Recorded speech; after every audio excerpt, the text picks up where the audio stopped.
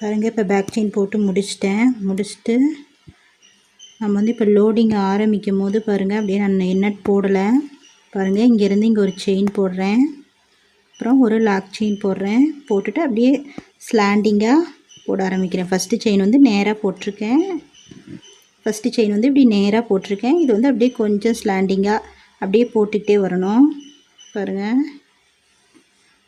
வந்து lock chain ஒன்று போட்டுக்கிறேன். அடுத்தது கொஞ்சம் ஸ்லாண்டிங்காக,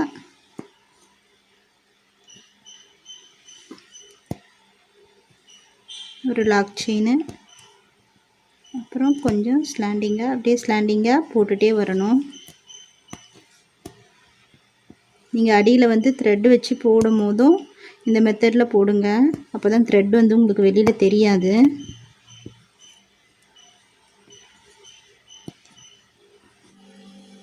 அதுங்க இப்போ வந்து ஃப்ளாட் லோடிங் போட்டு முடிச்சாச்சு. போட்டு முடிச்சுட்டு இந்த 2 பக்கமும் இந்த சைடும் வந்து செயின் போட்டிருக்கேன்.